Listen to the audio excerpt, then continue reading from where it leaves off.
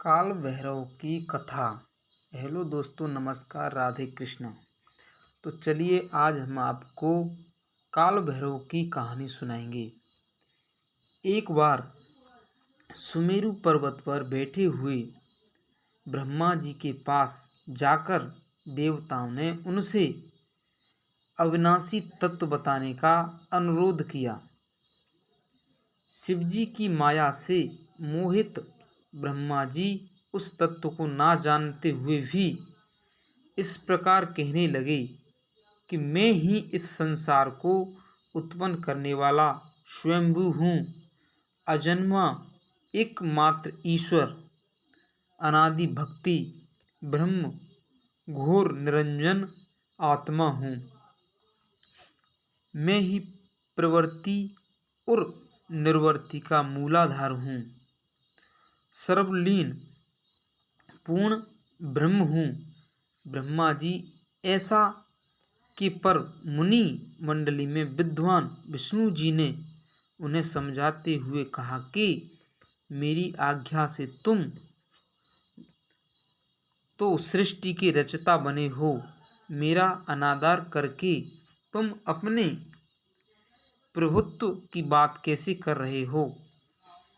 इस प्रकार ब्रह्मा और विष्णु अपना अपना प्रभुत्व स्थापित करने लगे और अपने पक्ष के समर्थन में शास्त्र वाक्य उद्धृत करने लगे। अंततः वेदों से पूछने का निर्णय हुआ तो स्वरूप धारण करके आए चारों वेदों ने क्रमशः अपना मत इस प्रकार प्रकट किया। तो चार वेदों में फर्स्ट पहला ऋग्वेद, जिसके भीतर सभी भूत विद्वान हैं यानी निहित हैं तथा जिससे सब कुछ प्रवृत्त होता है और जिसे परमात्म कहा जाता है, वह एक रुद्र रूप ही है।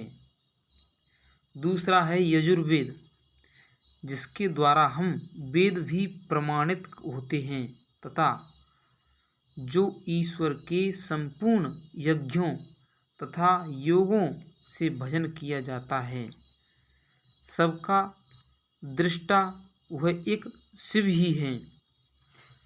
तीसरा वेद है सामवेद, जो समस्त संसारी जनों को भरमाता है, जिसे योगी जन ढूंढते हैं और जिसकी भांति से सारा संसार प्रकाशित होता है। वे एक त्र्यंबक शिवजी ही हैं।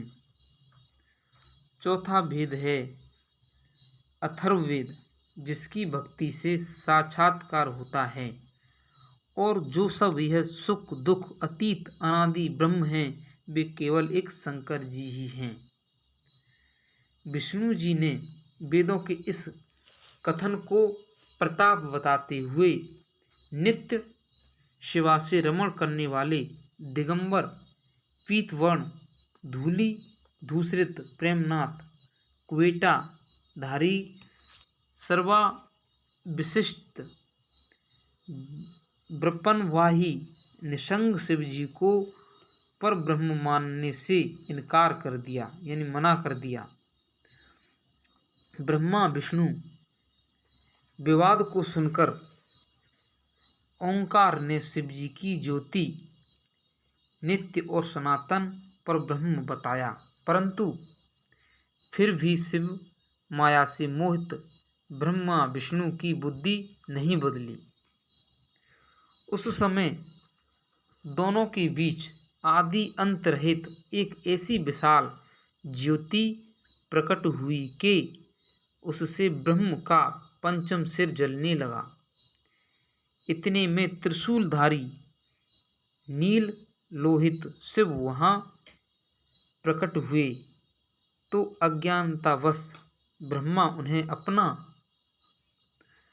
पुत्र समझकर अपनी शरण में आने को कहने लगे।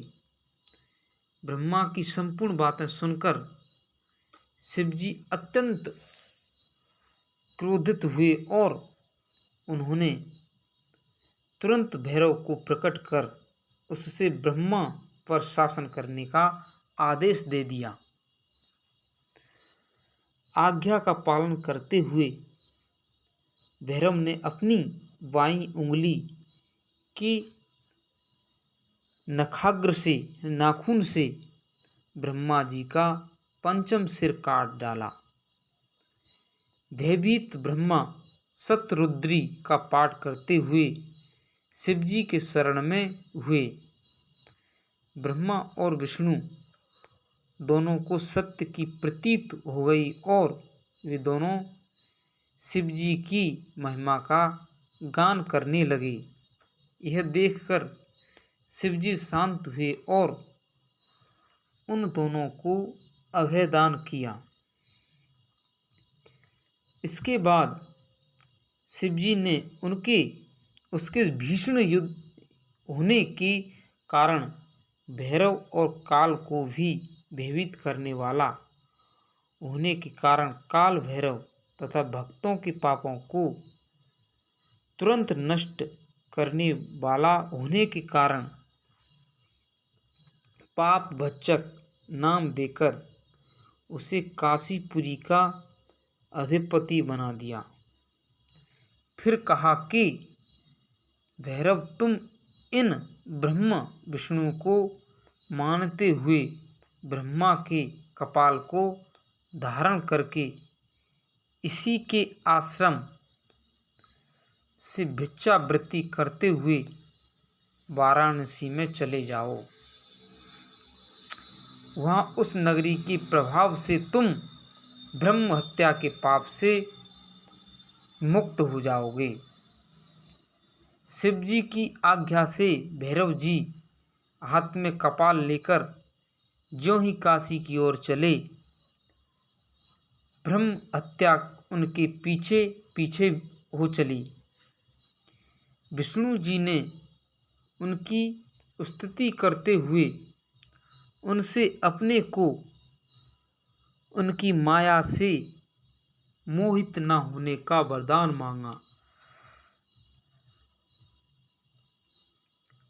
विष्णु जी ने ब्रह्म हत्या के भैरव जी के पीछे करने की माया पूछना चाही तो ब्रह्म हत्या ने बताया कि वह तो अपने आप को पवित्र और मुक्त होने के लिए भैरव का अनुसरण कर रही है।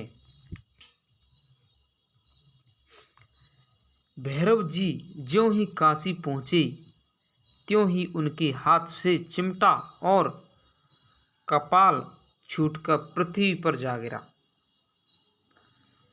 और तब से उस स्थान का नाम कपाल मोचन तीर्थ पड़ गया। इस तीर्थ में जाकर सविधि पिंडदान और देव पितृ तर्पण करने से मनुष्य